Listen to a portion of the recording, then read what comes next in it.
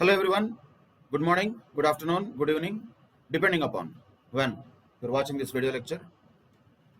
Today let us discuss about some of the sources of finance or types of financing as contained in chapter 2 of the financial management subject. And the objective of this particular chapter is basically to understand different sources of finance available for a business, and these sources can be internal also and external also, and they can be long term sources also, medium term also, and short term also. And some of the special types of financing like venture capital financing, lease financing, and some of the financing of export trade, these are little different types of or sources of finance which will be also contained in this chapter. And another special topic and concept of securitization.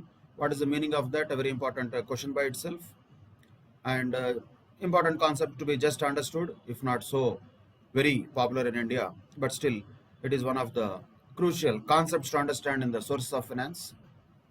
And not only in the domestic market, also in the international market, how an organization can raise the finance using various financial instruments which are prevalent in the international market. So we can also call this as international sources of finance. So there will be domestic and international sources of finance, internal and external sources of finance. Of course, internal means mostly the retained earnings. Majorly what we are looking at are external sources of finance. And there will be long-term, medium-term and short-term sources of finance. In that we will focus more on the long-term and medium-term sources here in this chapter. Why? Because the short-term sources of finance are more detailed in working capital management chapter also. So there we can understand it in a much better manner. So our focus here will be mostly on the long-term and medium-term sources of finance. So at a broader level, what are various sources of finance? These are most of them known to us. Of course, the major source is equity share capital, and of course we are looking at companies here. Source of finance, we are not talking about a roadside street vendor or a small retail shop owner. We are talking about a company always. That has to be kept in mind. That too, preferably a big company. So equity share capital is one possible source. Preference share capital is another source. Retained earnings is one thing, that is an internal source of finance. It is also a source of finance, but an internal source of finance, which is nothing but the profits earned by the company, but not distributed as dividends. Instead of distributing them as dividends, these profits have been retained by the organization.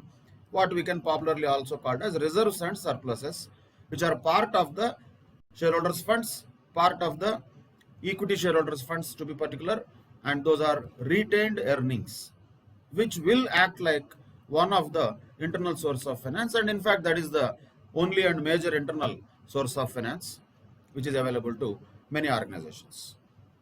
And other external sources of finance include debentures and bonds.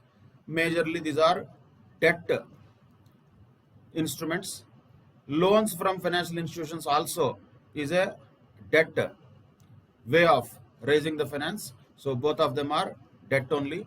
Others also will be more or less debt only, because as far as other shareholders funds is concerned, shareholders are only two types, equity and preference shareholders. So these are only the shareholders funds, which include equity share capital, preference share capital, and retained earnings also as part of shareholders funds. That is why these are all part of one category of the source of finance under the heading of shareholders funds, we can call it. And all the other things are non-current liabilities only. Within that, there could be debentures and bonds, there could be loans from financial institutions, which are nothing but out of the non-current liabilities. We can call them as long-term debt. But is it the only way of debt? No, not necessarily. There could be short-term borrowings also, there could be long-term borrowings also, but whatever that is, but all these things, simply we can call them as borrowings. Debt and borrowings both represent similar nature. So these are one way we can say own funds, and these are loan funds, only for rhyming purpose and easy to remember these two. What will be the source of finance at a broader level? Ultimately will be either loan funds or own funds. One of them will be there. So these are the major sources of finance. And what types of needs a business will have? What type of financial needs a business will generally have? Naturally, business runs with money. It needs finance. If at all you compare business as a running bus or a car, the fuel that is required, the fuel that is required is money. That is a financial injection which is important so that the business will run. Maybe the car is fantastic, business is an excellent model, all the things are in place. Engine, we can say, is the core technical expertise of the organization, or we can call it as operations. Driver, of course, is the management, whoever is managing the business. Everything is good. Excellent operations, excellent business model, excellent driver, that is management. All the things are good. But money is not there. What happens to this beautiful car? Nothing happens. It will not move. It cannot move without the fuel. Same way, business cannot move without finance, without money. So financial needs of business are imperative. They are going to be there always. Only what we can categorize them as is some of those needs could be long-term needs, some of them could be medium-term needs, and some of them could be short-term needs. What could be these type of long-term, medium-term, and short-term needs? There is no hard and fast rule about this term, but in generally, don't be again rigid about these numbers. If at all, the financial needs are related to more than 5 years, generally we can call them as long-term financial needs. Why do we need them? Why does any business need such kind of financial resources? What is it going to do with that? Of course, it has to invest in some assets. What kind of assets? Could be plant, machinery, land, buildings, etc. These are the purposes for which the long-term financial resources will be used for. That is what we can call it as long-term financial needs. And medium-term financial needs are those usually will be less than 5 years, but of course more than 1 year, we can say. Those are medium-term financial needs. General understanding only, no hard and fast definitions like that. We are not talking about any law here. We are talking about general financial terminology. So these type of funds are those, the medium-term financial needs required for purposes which will be useful for more than 1 year, but not necessarily more than 5 years. Must be less than 5 years. Something like extensive publicity or advertisement expenditure that is required in the initial stages of the business. These can be for medium-term financial needs. You may not actually get any tangible asset like land, building, or plant or machinery here, but still these type of expenses also will be there for business, which are required to be met in the medium term. So certain licenses, let us say, which are there for 3 years, they have to be there, they have to be taken. So that is a medium term financial need for which the money is required for the organization to run. But always one point I have to keep it clear, mainly anything will be on the two extremes. In the financial management subject, as we discussed, it is about a rope. As a rope, it will be the circus which is being done on the rope. A rope will have infinite dots on them, but what is the most important thing for the rope? Those are the two extremes. So one end of the rope, another end of the rope are the most important things. That does not mean in between there are nothing. There are so many things, but still crucial things will be only on the two extremes. Like for example, in this case also, this long-term needs and short-term needs are the two major things. Somewhere in between medium will be there. And if our focus is on the medium, what is this medium? Why do we need medium? All these things will unnecessarily waste the time. Basically, at a broader level, everything is either long-term or short-term. So what is medium is not something that can be perfectly defined or perfectly illustrated.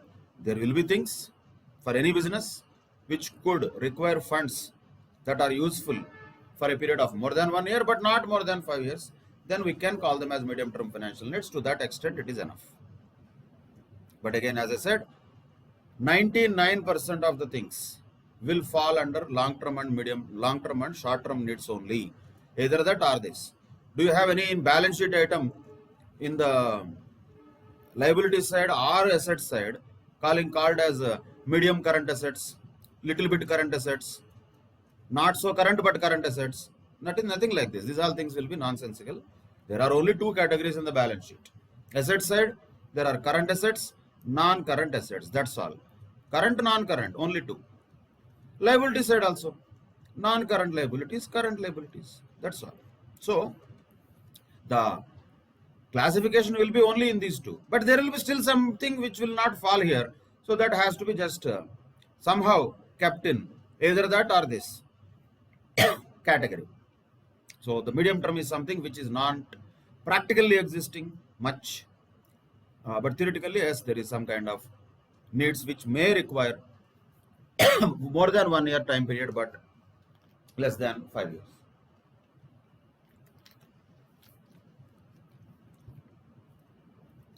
Then short-term needs are those which will be up to a period of 1 year, less than 1 year. Financial needs. What are those? Simply working capital requirements. So less than 1 year is short-term needs, more than 5 years is long-term needs. Somewhere in between is medium-term financial needs, we can call it. If at all a question comes, a broader description and few examples can be given. So for current assets, what will be there? Stock, debtors, cash, etc. will be there. And some other short-term financial assets also could be there, which can be considered as current investments. Those are all part of current assets. So the point of long-term, medium-term and short-term financial needs arise. First of all, we have to understand the financial needs are those which are required for the purpose of acquiring assets only. End of the day, why they will be required? For the purpose of acquiring assets only. What kind of assets is different story. If the acquisition is for long non-current assets like land or building or plant and machinery, then that is a long-term financial need. If at all you need to have inventory, you have to purchase materials and you have to use that. Where will you get that? Without money, how can you get that? So some money you require, and you have to produce things. For that you need to spend materials, labor, overheads, lot of expenses, etc. Where from the money will come? That has to be definitely spent, and that spending is nothing but the short-term financial need for the day-to-day operations of the organization, which ultimately will be converted into stock, and that stock, if it is sold, particularly as a credit sale, that will be converted into debtors, and if those debtors pay that money, then that will be converted into cash once again. That is simply called as the operating cycle of an organization. Of course, we will discuss this in detail in the chapter of working capital management. So the focus here mostly will be on the long-term and medium-term financial needs. To be very specific, long-term financial needs. Medium-term is a myth. That is only just for the sake of one category, we will keep it. Like preference share capital. Is it there or is it not there? Yes, it is there. But if you really ask, is it really there in the real world? Answer could be a little doubtful. There is no company, at least a popular company, which has a huge preference share capital. Useless companies, some of them, long back would have had some preference share capital, but most of the companies will not have preference share capital at all. So that is only there in the books, but that has no much relevance in the learning process. And these are the things which will be acting like a disturbing speed breakers. Preference share capital always comes in between understanding of the core concepts. So that is where what we have to do. We have to just ignore those items and just move on in understanding the other things. But that does not mean we will not know what is preference share capital and all. We know it, but at the same time, we don't give that much of value to it or weightage to it. Useless things, if we give more weightage, naturally our time will get wasted. Nothing else. Same with medium-term needs also. So broadly long-term needs and short-term needs, definitely yes. For that, there are various types of funding sources and there are general rules. Again, practically it is not that possible to follow all these rules and all. There is no rule also in law. It is generally what is done. We don't have to go into this very high level of what kind of borrowing is going to be taken by different types of borrowers and all. That is not required. One point definitely is what we can simply understand is, as we discussed in the balance sheet, when there are non-current liabilities, they better be used for funding non-current assets. In other words, current liabilities should not be used for non-current assets. You cannot take a overdraft to buy a non-current asset. That doesn't make sense. That is not correct. Same way, current liabilities will be better used to fund current assets. So this is the simple phenomena. Funding of non-current happens from non-current sources. Funding of current happens from current sources. If that is understood, that is enough. Remaining things. Practically, people will do all these things according to their convenience and situations. Nobody follows any of these things by its exact nature. Things will, when they are required, the companies will take different routes of borrowing or raises the finance from different sources according to their convenience and their situations. We sitting here cannot say, oh, that company is doing bad, oh, this company is doing bad because it is doing or violating this general principle. There is nothing like that. There is no law, there is no hard and fast thumb rules like that. But yes, at the same time, certain norms are there, general understanding of certain principles we should have. Where non-current is funded from non-current, current is funded from current. That general rule is enough. That is what we have to just understand from this. And what kind of sources will be available for different stages in which the business is. That also is again changing from company to company. There is no rule that it has to happen like this only. But usually at an early stage of a company, if it is a highly uncertain business, equity is the only source. Mainly the angel fund or angel financing that is called, where from certain other person, some big rich individual might fund this idea and help the startup to get finance in the initial stages. If that is a moderate uncertainty, maybe a bit of debt also can be raised from the banks, but it is difficult. No bank is generally willing to give huge financing to the startups. So early stage financing is very, very difficult compared to any other stage. But in the growth stage, definitely debt can be raised if at all the organization can get loans from the banks, or it can issue some financial instruments like debentures or bonds. And sometimes venture capital will come into picture here, and private equity investments from other people also can come into the organization if the organization is in growth stage. Usually at the stable stage and uncertainty is much lesser, then debt is what usually the source of finance that they use. Once again, no rule like that. Any organization takes such a source of finance. Practically speaking, if at all we don't have to think about too much of technical things, whatever is available it will take. We talk about so many things, but practically what is going to be the source of finance? Whichever is practical, whichever is available. We may say that it is always best to travel in the Mercedes-Benz car when you are driving on Bombay-Pune highway. Fantastic, very good. But do you have Mercedes-Benz car? If you don't have, you drive in a normal small Indica also. That is your option, no choice. So the point of having a great principles or great things like this will happen, that will happen. Those all apply in the legal subjects like taxation and all. There you have to do things according to law. Financial management is not such a subject. Reality will never be like what we exactly look at these type of analogies or these type of suggestions also practically difficult to be followed. So to whatever extent we give value to them, we give them. Otherwise, we just focus on what is the core technical aspects that we have to learn. But yes, since they are there, we are learning them. So different sources of finance are there. That is the first point. And different needs of the company are there. Long term, medium term, and short term needs of finance are there. That is the second point. Third point, the type of finance that an organization chooses depends upon what is the stage of its business and what is the purpose for which the finance is being actually made. That also matters, is only what we should understand. But once again, reality is that which source of finance is good, which source of finance is better, which source of finance is best, whichever is available. Simple. Practically, it is not easy to get 1 rupee also as source of finance. It is difficult. Even for bigger companies to raise funds, it is not that easy. Whatever the way they can raise the finance, they will do according to their practicalities. That is a different story. Theoretical aspects, all the things, bookish things that we learn here are different. These have to be learned because we get questions here. What are the financial needs of the company? How can you categorize the financial needs of the company? That's a question. 5 marks question can be asked like that. And what could be the criteria for selecting the source of finance depending upon the stage of the business? Could be a question. What basis the source of finance can be selected depending upon the purpose of that finance? Could be a question. So we need to know these answers, and we should be ready with short answers also, wherein we can use them in the main examination. To that extent, yes, we need to know this. But once again, reality is not always the same.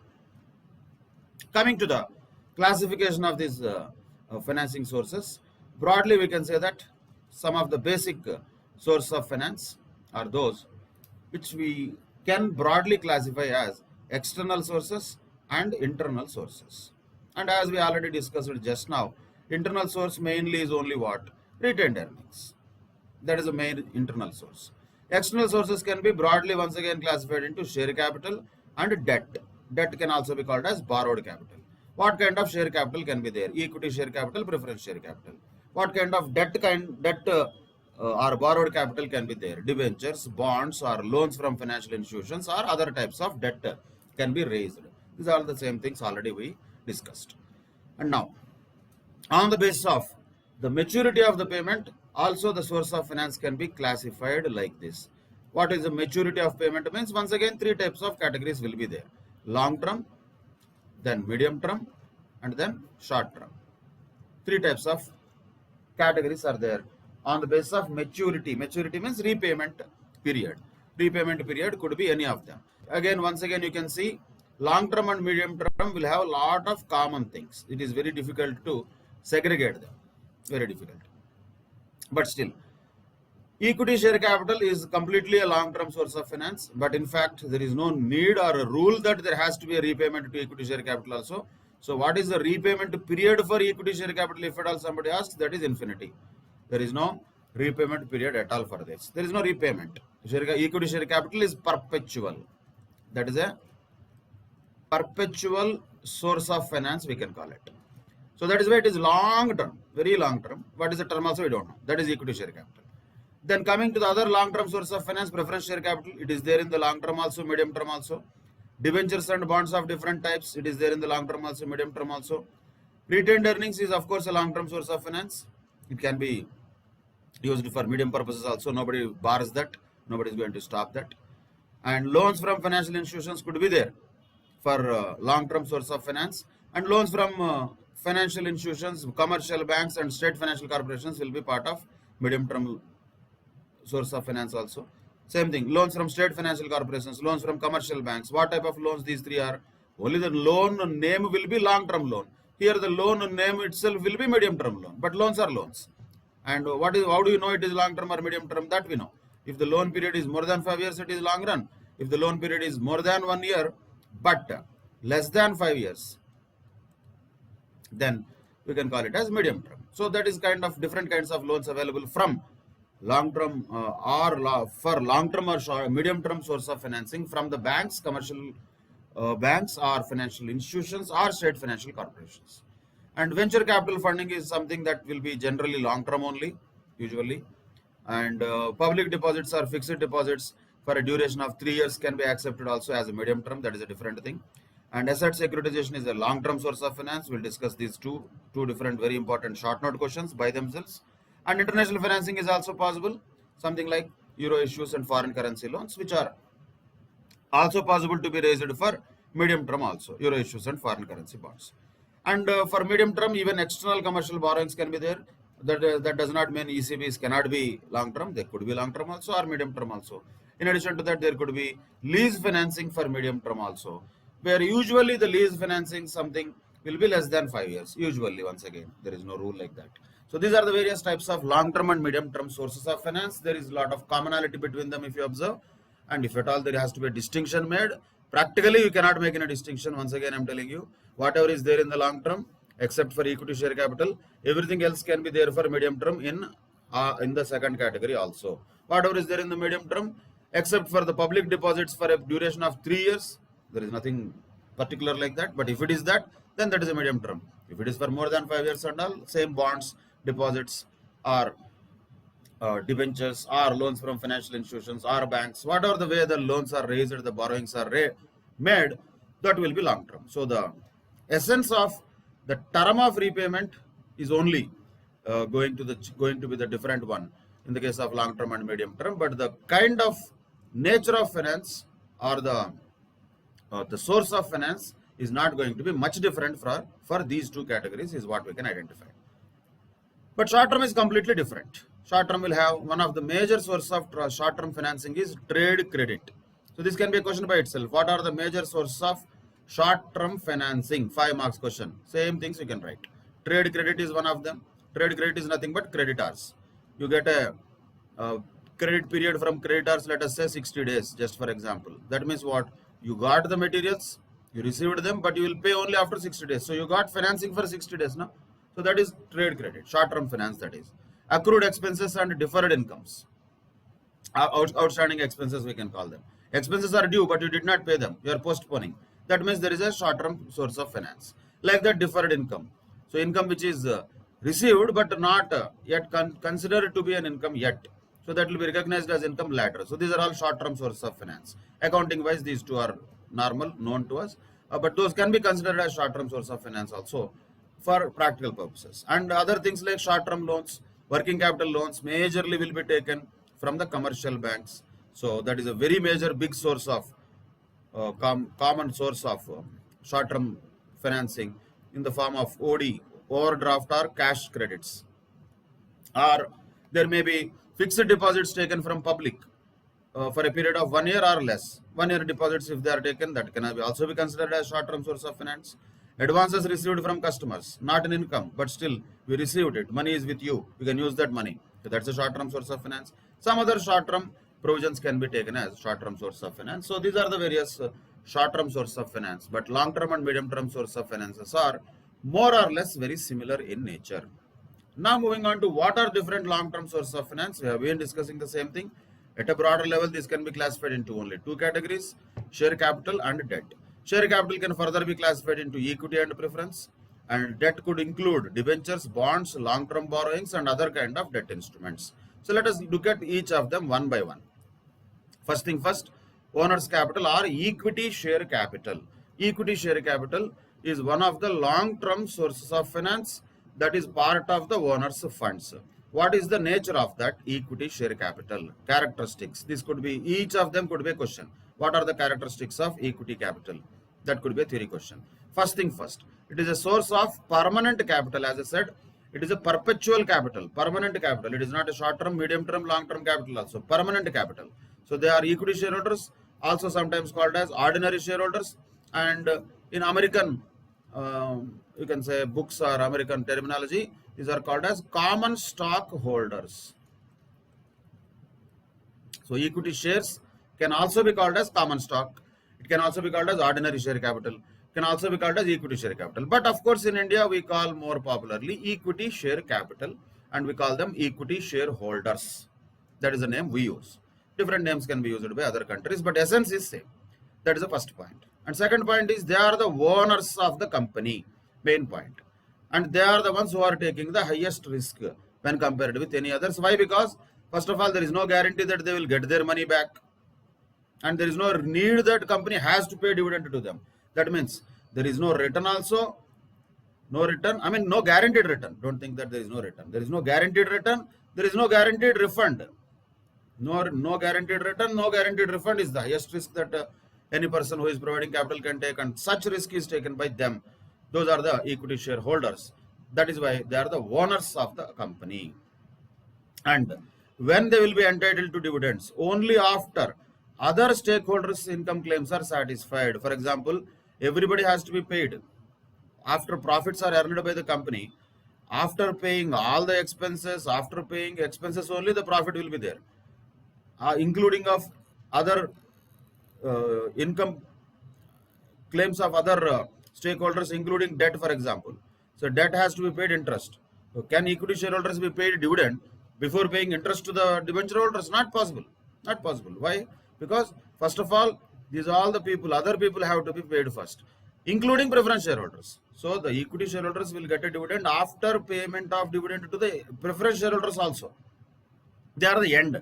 At the end, last, they are owners. So they will get the entitlement to the dividend only after every other stakeholder has been literally served. So we can understand this with a simple example. Imagine if you are organizing a lunch at your home and you have invited a lot of people, including some of your relatives, friends, and neighborhood nearby, those who are all in that locality, let us say. All the people have come for the lunch. What are you going to do? Are you going to eat first and then start serving the outsiders? No, you don't do that. First, usually what happens, the first round will be, first round of lunch, and the people who will have the first stake in the meals will be who? Those who are outsiders, means non-relatives who are in the neighborhood, locality wise. Those people will come, they are like guests. So those guests will be first fed. After that, second round will be who? Those are the ones who are little bit relatives, friends, close relatives. Those all will be second. Who will eat at the end? Again, we are talking about ideal situation. In reality, for this example also, if somebody says, no, first I will eat, then only I will give others, I cannot help it. That is an exceptional case. Normally speaking, we are taking an example means we have to take example in its sense, not in the opposite sense or not in a weird sense. So imagine, normally if there is a lunch like that, first outsiders will be fed. After that, next relatives and friends will be fed. Last only the owners will eat. So naturally the same logic applies here. Outsiders means who first, in the case of company, debt, debenture holders, those are the people who are outsiders. Outsiders means as good as guests. First you have to pay them interest. No option. There is no chances and options and alternatives there. You have to pay. Company has to pay interest to the debt holders or lenders, irrespective of whether it gets profit or loss. Doesn't matter. It has to pay, it has to pay. So that is first category. Outsiders have to be fed first. After that, let us say food is not there. Imagine, just for example. Then you cannot feed the relatives also, close friends also. Then you will say sorry to them. Sorry boss, somehow something happened wrong. I will make some other arrangements and I'll get some food to you, but it will be a little bit delayed. Don't worry. We will be fed, but please wait for half an hour. Maybe I'll order from Swiggy and I'll feed you later. Like that, you can convince them, because these are anyway our own friends and our relatives only. Usually they will listen to us. What is that category? Preference shareholders. They are also close friends, close to us. They are also part of the shareholders category only, but still they are not completely hosts also. They are not completely guests also. That is why they fall in the middle category. Preference shareholders are also like that. Are they owners? We cannot really call them. Are they outsiders? We cannot really call them outsiders also. They are not completely outsiders. They are not really owners. But still, they are the ones who will get preference before equity shareholders, before the real owners. Definitely yes. So imagine these people are also fed. After that, still nothing is left to us, the owners. What we can do? Nothing you can do. You have to starve. Okay, by that time, all the other restaurants, everything is closed also, done, let us say.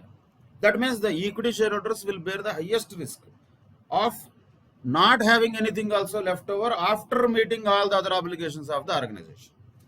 So simply, if there is outsiders who are being fed, in this case, interest being paid to the lenders.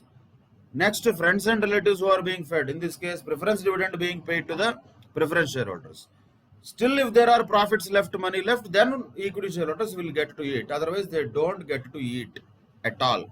So there is no way that they can consider this dividend as a charge against profits. It is only an appropriation of profit. So very important point. Dividend to the shareholders is not a charge against profit. It is not an expenditure to the company. It is an appropriation of profit. Profit is something which has been already derived after deducting all the expenses which have been incurred by the company. Dividend cannot be considered as an expenditure of the company. It is only an appropriation of profit. This is one side of the story where we had a pathetic side. Let us look at a positive side, good side. Outsiders came, we fed them, fantastic, they were all happy, they left. Next, still lot of food is there. We fed the preference shareholders also, relatives and friends also. They are also very happy, they left. So much of food is available with us. So much means so much. Still lot of food is left.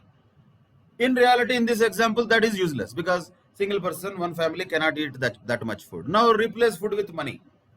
So in case of food, if I ask you how much you will have a limit. You cannot have unlimited food. But if I ask you how much money you want to have, answer will be always infinite. There is a limit for it. So if that profit which is remaining after paying the outsiders and after paying the preference shareholders, which is going to be money naturally in our actual case, not the example case. In the actual case, what is going to be remaining for the equity shareholders is money. And is there any limit for that? No limit. So, possibility of having maximum amount of profits is also there for equity shareholders. Possibility of having nothing also is there for equity shareholders only. So, risk and return, that is why go hand in hand. There is a highest risk also for them. Possibly there is a highest return also. Again, you have to understand this point. Very important point, practically also to be understood and remembered. For obtaining highest return, you have to take highest risk. That does not mean if you take highest risk, automatically you will get highest return. There is no need, no rule like that. Opposite is not true. So there is both possibilities. Maybe there is a fantastic return, lot of food left for you, lot of money left for the equity shareholders. Then they will enjoy that food or the money, basically, where that company's equity shareholders will be very happy.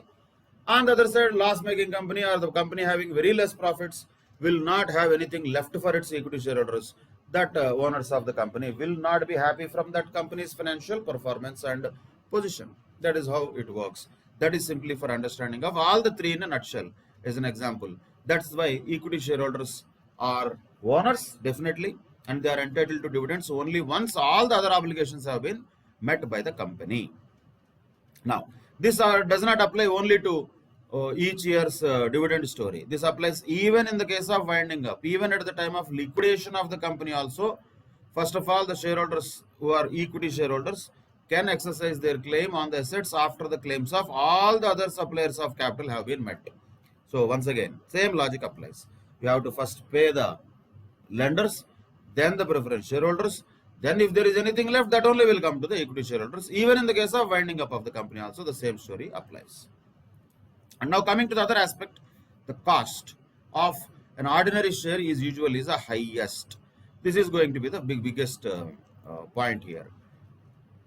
Why? Because when you look at any other source of finance, something like debt or preference share capital also, there is certain fixed percentage of return that you promise them. Let us say if there is a 10% debentures that you have issued, how much you will pay interest on those debentures? 10% only. You don't give 11%, or you cannot give less than 10%. So simply that amount of money which is paid as service to the debt, that is called debt service. That is what the return the capital providers in the form of debt will get. That is interest. So if interest is paid 10% on certain amount of money that is borrowed from others, you are supposed to pay 10% only. How much they will expect? 10% only. Because they know very well, while buying your debenture also, they know that they are going to get 10%. So there is not going to be any change in that. It is a fixed amount, standard amount, that percentage of interest. Usually that is a predetermined amount. And not only interest, even in the case of preference dividend also, preference share capital is always prefixed with a percentage. That is nothing but dividend rate. That is also not going to change. That is constant. So the preference shareholders also know how much dividend they are going to get. Now the question comes, how do the equity shareholders know what dividend they are going to get? First of all, there is no guarantee that they will get any dividend or not. It is depending upon the management's discretion. If management wants to declare dividend, they will declare. Otherwise, they don't declare. So there is no rule that they will get any return at all. There is no rule. On the other side, there is a possibility only of obtaining maximum return. If the company's profits are so high that even after paying the interest and preference dividend also, still lots of profits are available. So much profits are available with the company. Then what will be the return that the equity shareholders will get? Naturally very high. So what is going to be the problem with the equity share capital as one of the points in the form of cost of the ordinary shares is, it is not a real cost. In case of debentures, bonds, loans, preference dividend, for all of them it is real cost to the company. 10% company has to pay on 100 rupees face value debenture, means it has to pay 10 rupees. It is clear. That is a cost to the company. Same with the preference dividends also. If at all 100 rupees preference share capital face value is there, on that 10% preference dividend has to be paid, means has to be paid. 10% means 10 rupees has to be paid. That is known. That is cost to the company, which is a known cost. For equity, how much dividend has to be paid, that nobody knows. First of all, will there be dividend or not? That also nobody knows. How much profits the company will make? Nobody knows. Company made super profits, excellent profits, very good.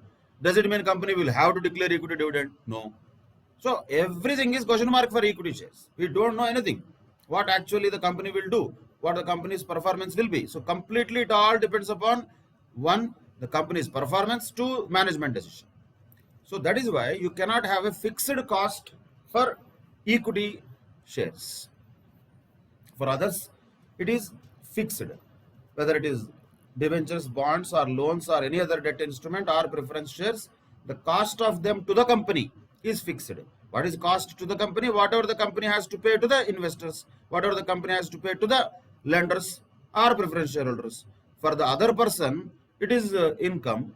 Somebody receives interest, that is income for him. Somebody pays interest, naturally, that is expenditure for him. Here, who is paying interest? Company is paying interest. So that is expenditure for it, that is cost for it. But what is the cost of ordinary shares? Nobody knows. That is a big problem. When we don't know anything, that will be highest. Why? Because it depends upon not on the realities, it depends upon expectations. Expectations. Expectation is very high. If I ask, if at all you want to invest in equity share of a particular company, whatever that company may be, how much percentage return you want? If I ask you, none of you will give the same answer. Each of you will have some number in mind. Right now, whatever the number you thought, there is a very less probability that the same number is thought by another person also. Because each person will have their own percentage. It all depends upon your expectation. Somebody may be happy with 12%, somebody may be happy with 15%, somebody may say, I want infinite return. I want 5,000% return. What is wrong in that? Anyway, it is only expectation. Am I going to really give you? No. So when it is expectation, naturally what happens? It is going to be always high. So the cost of ordinary shares is always going to be high. And not only because of that, because the risk is highest for the equity shareholders, they expect a high return. Again, will it come or not is reality different. But expectation wise, is it fair to expect a high return when you take a risk? Yes. It is definitely fair to expect a high return when you take a risk. However, thinking that every time I take high risk, I will get return, in reality also is different. So there is a difference between the theory, expectation, and reality.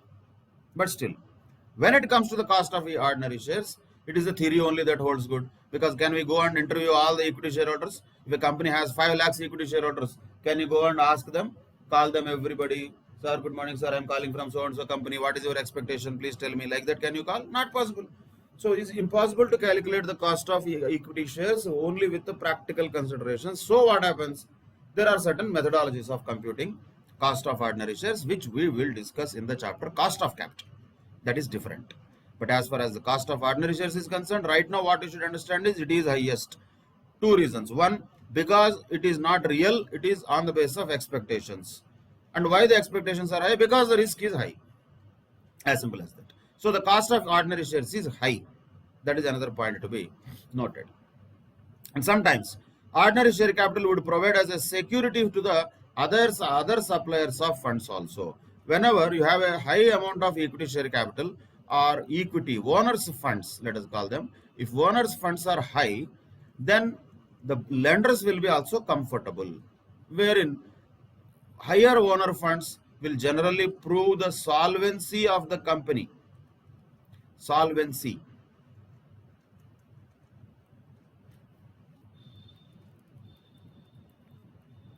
Solvency of the company is supposed to be high when capital, share capital is high. So that is how when original ordinary share capital is there, using that as a security, you can raise other funds also. That becomes relatively easier. Again, don't think that if there is equity share capital, people are desperate to give funds to us. Nobody is going to be desperate to give funds to anybody. It is difficult in reality. But yes, if the owner's funds are high, certainly the possibility of obtaining other sources of finance also becomes high because of a comfortable debt equity ratio. What is that and all? We will definitely discuss in the chapter ratio analysis. But right now, all that you should understand is enough is ordinary share capital provides a security for other suppliers of funds also. And not only that, there could be other types of equity shares which can be issued if you already have original ordinary share capital. Maybe there is a new issue of ordinary share capital is possible, but before going to that, you have to give a rights issue to the existing shareholders. Sometimes bonus equity share, bonus shares can be issued. Of course, that will not create any source of finance. Bonus shares is not a source of finance. It is only capitalization of profits, that you should understand. So this is not a source of finance, but yes, with this new shares will come into existence. That's all. Nothing else will happen. No cash change will happen in that. Sweat equity shares can be issued to the employees, popularly also called as ESOP. But all these things will also be providing further fresh capital to the original ordinary share capital. That is also quite a possible thing. Another way of raising money, of course, for the established existing companies. For a new company, it is difficult. All these things are not going to happen. They have to start with equity share capital only. Nobody is going to generally fund anything. So that equity share capital, owner's capital, is going to be one of the major sources for new companies or fresh startups. But once a company is set up and run for a certain period of time, then if the company's performance is well, then they can go for public issues with a new issue of shares. Then they may go for rights issue to the existing shareholders, otherwise that is also possible, or they may issue shares to their own employees, that is also possible. Various ways of raising finance are there through equity itself. If not, by showing this as a security, they can raise debt capital also going to banks, financial institutions, state finance corporations, etc., or by issuing debentures or bonds, etc. These are the various characteristics of equity share capital. See, once you know the characteristic of one of the types of source of finance, others will be automatically just a change in this. So it will be debt will be opposite of this. So if whatever the equity is there, debt is opposite of that. On the other side, somewhere in between, preference will be there. It is neither that nor this. It is somewhere in the other category. So that is the nature of three different broad long-term sources of finance. One is equity, one is preference, one is debentures, let us say, as a long-term debt, long-term borrowing source of finance. But for that, one by one, if you understand the equity share capital's characteristics, the next discussion will become easier. First of all, equity share capital is a permanent capital. It is a perpetual capital. Equity shareholders are the owners of the company, and equity shareholders are entitled to the dividends only after every other stakeholders' claims are satisfied. And even at the time of liquidation also, the equity shareholders can expect their claim only after other suppliers of capital have been paid off. And cost of the equity share capital or equity shares is generally the highest because it carries the highest risk also, because of which the expectations of the shareholders will be high also. And equity share capital or ordinary share capital gives a kind of security to the organization so that it can raise further equity capital or other types of capital as the case may be. These are the various characteristics. Same things will be just categorized into advantages and disadvantages. Nothing new will be there. So what are the advantages of raising funds by issue of equity capital? As far as the company is concerned, when you say issue, this is one more point. Lot of times people confuse themselves. Which point of view they are looking at, they don't see. When there is a equity share capital, there is a issue which is happening from the company point of view. Other person who is buying this equity share, for him it is an investment. These are the two different parties of the same transaction. When somebody invests in the equity shares of the company, that company raised the funds, and this person has actually invested in the funds, invested in the capital of the company. So which side we are looking at, we have to be always clear. As far as the investment side is concerned, equity is the biggest, riskiest possible investment from investors' point of view. But as far as the issuer is concerned, that is the least risk alternative, because there is no need to repay money, there is no need to pay dividend, there is no guaranteed return that they have to pay. So these are two sides. When there are two sides, their interests will be opposite. When you are absolutely two sides of the same table, you are sitting opposite only, you are not sitting adjacent. So that has to be also understood. Of course, though the person who is investing is the owner of the company only, but at the same time, while understanding their position, we have to understand that they are sitting opposite sides of the table, not side by side. That logic has to be understood. Physically, you cannot imagine a table, company is on one side, shareholders on the other side. Who is this company? Is there any physical entity to that company? Can you see that company? No, nothing. So that's a myth. So that's only a myth. So we have to understand these abstract things with the concrete examples. So examples are taken for only understanding them. That does not mean really it will happen. People sit opposite sides of table and all. No, not like that. But from an investment point of view, whatever an investor thinks, for him it is the highest risk that he is putting into the company. From a company point of view, it is the lowest risk of raising the finance. Why? Because it doesn't have to pay anything. It doesn't have to even guarantee any kind of return to the shareholders. No need to pay dividends. Even in spite of profits also, there is no rule that company has to pay dividend. Completely. Dividend is a subject matter of management. Completely. Shareholders have no say in that. Their company, their money. Management is their workers, actually. Who is management? Their workers, their staff only. Their agents. But still, management decides whether dividend can be paid or not. That is the point here. So again, for understanding it, democratically, people, democracy, it is all by the people, for the people, big things we will talk. But end of the day, who takes decisions? Are people going to take decisions? Government going to take decisions. Government will take decisions. Government's decisions are binding on the people.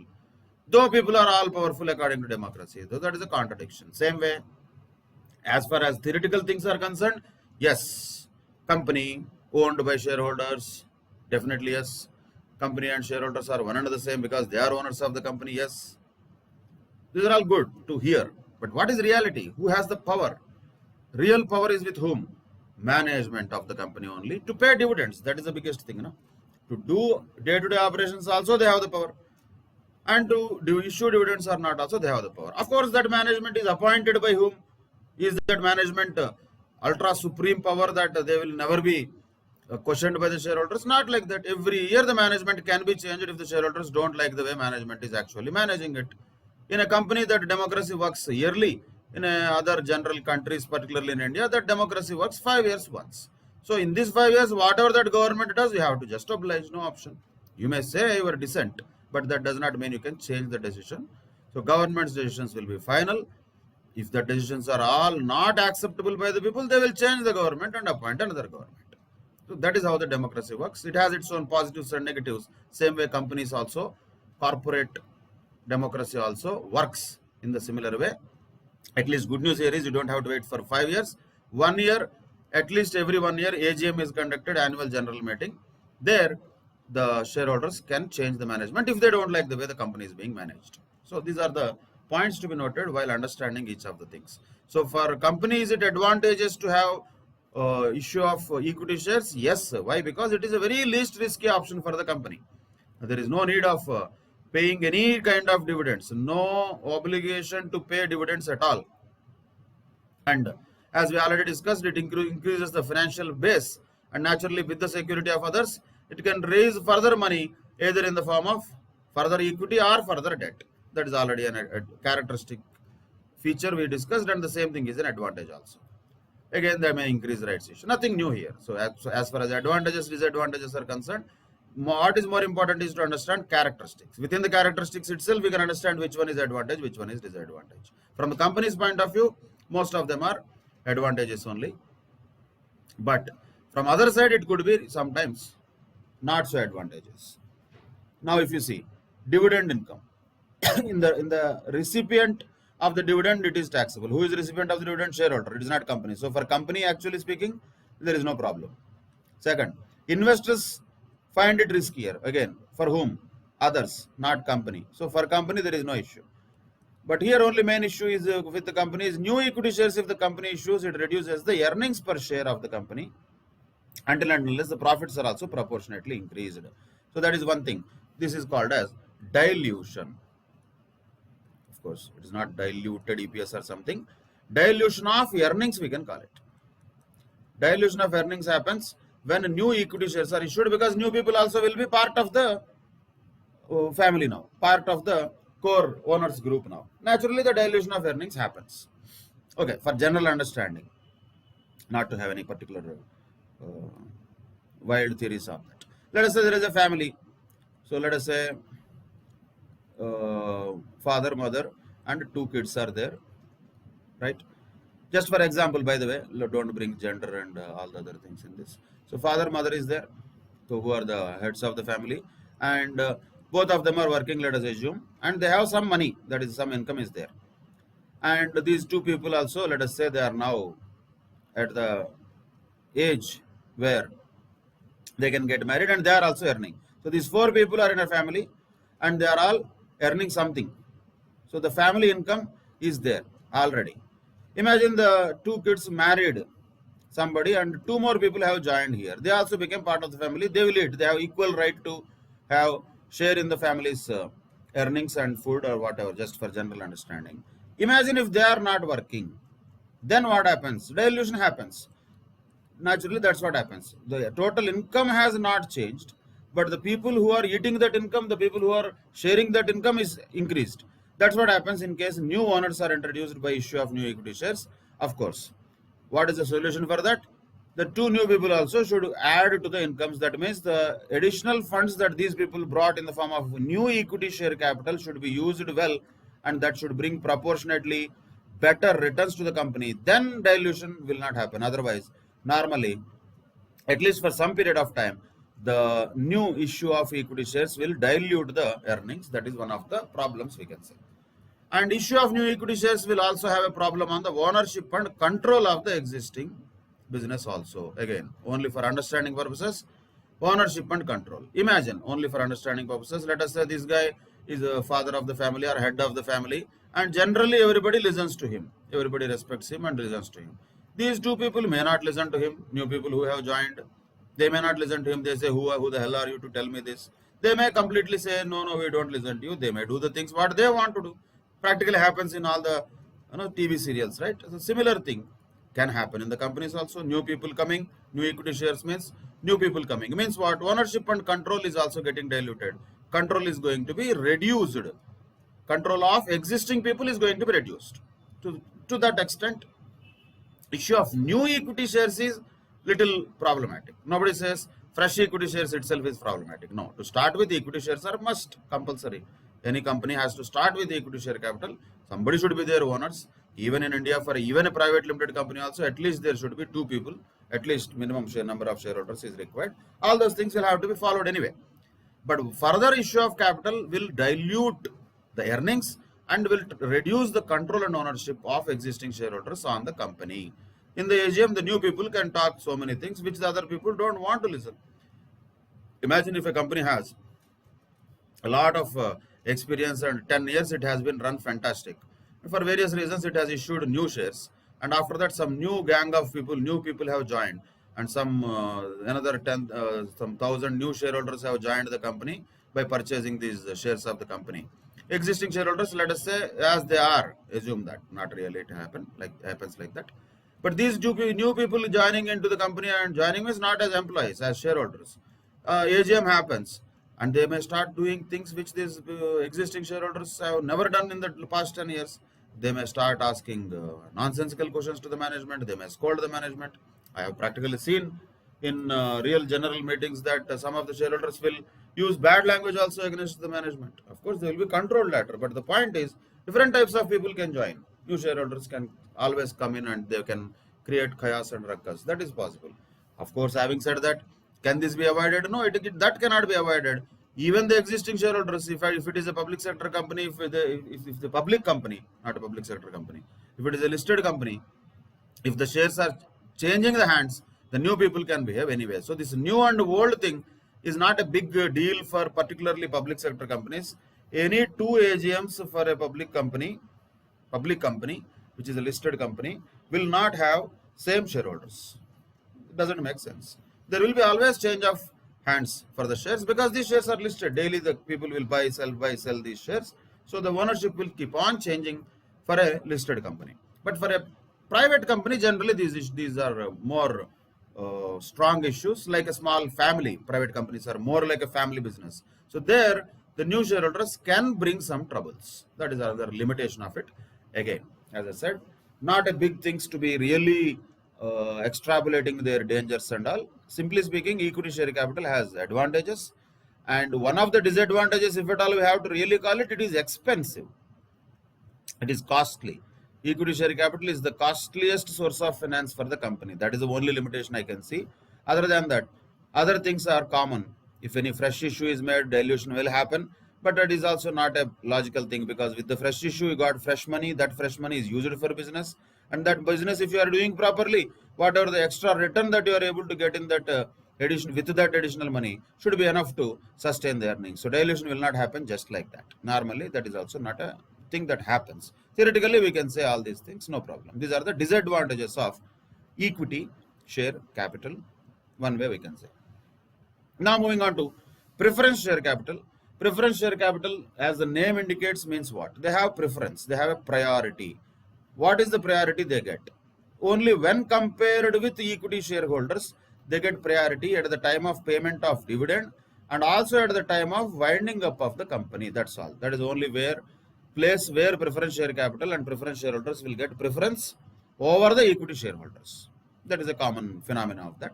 And what are the characteristics of the preference shares? Very generic things, nothing so special or technical about it.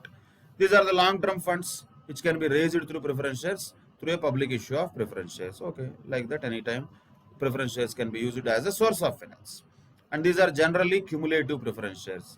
Dividend is payable in an era of loss. If at all it could not be paid, it gets carried over to the next year till there are adequate profits to pay the cumulative dividends. At a broader level, for classification purposes, we can classify the preference shares into cumulative and non-cumulative. Cumulative preference shares are those where, if by chance in any year dividends are not paid due to inadequacy of profits, those dividends will have to be paid by the organization in the year of profits later. That is cumulative. Non-cumulative means each year's dividend is unique. If in a year there is profit, the company will pay dividend. If there is no profit, the company will not pay dividend. So those are non-cumulative, but in general they are cumulative. Again, some of the things are very small things. It is basically a point that the rate of dividend on the preference share is normally higher than the rate of interest on debentures. Normally higher than. Why? Because why somebody would like to have purchase, why will anybody purchase preference shares? First of all, there is no logic in that. That is the reason why practically in real life there are no preference shares, because that doesn't make sense. Preference shares are all nonsensical only, because they give fixed rate of dividend to the preference shareholder. If you are a preference shareholder, or if you are an investor who has money, you have a choice of investing in, let us say, a debenture or a preference share or equity share. And debenture gives you, let us say, 10% rate of return. And how much return you expect from preference shares? If preference shares are issued at 8%, imagine, why would you buy preference share? Because you will get 10% interest on your debentures, irrespective of whether there are profits or not. But you will get 8% dividend on preference shares only if there are profits. If there are no profits, that year you will not get dividend. It will be postponed to next year. So as an investor, the preference shareholder is taking more risk compared to the debt. Why will he get less return? He will not get less return, or he will not take this preference share at all, unless and until the rate of preference shares dividend is more than the interest rate. So that is why, in general, rate of dividend of preference shares are supposed to be higher than the rate of interest on debentures, loans, etc. And usually they have to be repaid and redeemed, you can call it, at the end of a stipulated period. In India, no company can issue irredeemable preference shares. Not possible. So don't even think about irredeemable preference shares. In Indian context, that itself is not legal. Completely it is illegal. Next, preference shares is a hybrid form of financing. It has some characteristics of equity and some characteristics of debt, but unfortunately both bad characteristics only. If it has a two best characteristics from both of them, we would have called it a super hybrid and we would love that. But whatever the bad thing from equity is there, it is there in the preference. Whatever the bad thing from debt is there, that is also there in the preference. So what nonsense is that? No, why anybody would like to get these type of shares? Even for company it is bad, even for the investors also it is bad. Ultimately, that is why these preference shares are not something which are popular, which are attractive. That is very theoretical in nature. Different types of shares are there. Cumulative, convertible preference shares. Convertible means the same preference shares which are going to be converted into equity shares after a certain period of time. Such kind of preference shares, at least these are possible. That makes some sense. Preference shares which are convertible preference shares, yes, maybe people will be interested in that. But pure preference shares which are there issued at a particular percentage of rate of dividend and redeemable after a period of some time, usually nobody is interested in that. That's the other side of it. But you cannot write all that. You have to write what are the characteristics according to what is given. First of all, this type of long-term funds can be raised through a public issue of shares. Usually these shares are cumulative. Usually the rate of dividend on the preference shares is higher than the rate of interest on debentures. And these preference shares are supposed to be always repaid or redeemed. And irredeemable preference shares are not possible in India. And it has preference share capital has a characteristics of both some characteristics of equity capital and some characteristics of debt capital. So the main problem point, what are the resemblances with equity capital here? From a company point of view, for both of them the dividend distribution tax has to be paid, whether it is equity dividend or preference dividend. That is a common point. And what is the common point from a debt point of view? This amount is to be paid almost like a fixed charge. For equity, if you want to pay, you will pay, otherwise you don't pay. But for preference, you have to pay. Of course, when there are profits, definitely the company is obliged to pay the preference dividend. So a kind of fixed charge that is where it resembles the debt. So there are commonalities between preference share capital and equity share capital, and preference share capital and debt capital. Of course, there are differences also. That is something that we will discuss later. Now, these are redeemed at a pre-decided date or an earlier stage also. That is their choice. So these all things are just guess. That is the main point you have to understand from this. Ultimately, these all things don't have any valid point here. What are the characteristics of preference shares is the question. But all the things are told is generally, normally, maybe, possibly. These are all being told. That itself means preference shares as a nature of, as a form of finance, as a type of finance itself, is a very useless source of finance. That is only for understanding purposes, I am telling you. That does not mean the exam questions cannot come on that. That can quite be asked in the exams. What are the characteristics of equity share capital? What are the characteristics of preference share capital? What is the distinction between equity and preference? What is the distinction between equity and debt, preference and debt? Any type of questions can be asked. That is different. But also from understanding, we have to have our clarity of why preference shares is not really such a preferred capital in real life, because of these reasons. None of the above are really having any valid, solid point. So that is preference shares in a nutshell. And there are different types of preference shares, as we just now discussed: cumulative preference shares and non-cumulative preference shares, where in case of cumulative preference shares, the arrears of dividend will accumulate. If at all a company is not paying dividend for 1 year, for whatever reasons, majorly because of the lack of profits, but that the company has to pay that next year if there are profits. If the profits are not enough next year also, it has to pay next year. So whatever the arrears of dividends are there, they keep on accumulating on the company, and the company's liability will be accumulating towards the preference shareholders. Since the company has not paid dividend, that liability is definitely on the company year after year if dividends are not paid. If once the dividends are paid, that liability is discharged by the company. So that is cumulative. Non-cumulative means there is no right to the arrears of dividend also.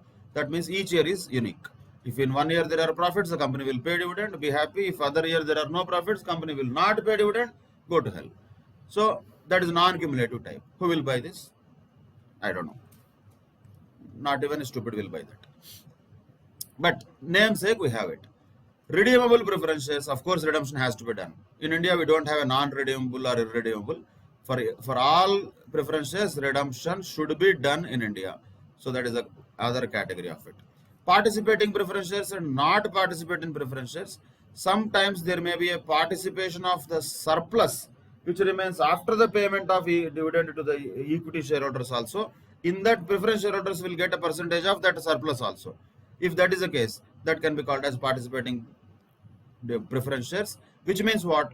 There is a fixed portion of dividend also, plus there is a variable portion of dividend also, which will depend upon what is the surplus remaining even after paying the dividend to the equity shareholders. Rare that is, but for theoretical purpose. Preference shares itself is rare. Within that, each of them will be very rare only. So participating preference shares are those. Non-participating, of course, the shareholders cannot participate in the surplus after the payment of fixed rate of dividend, means only they will get fixed rate of dividend.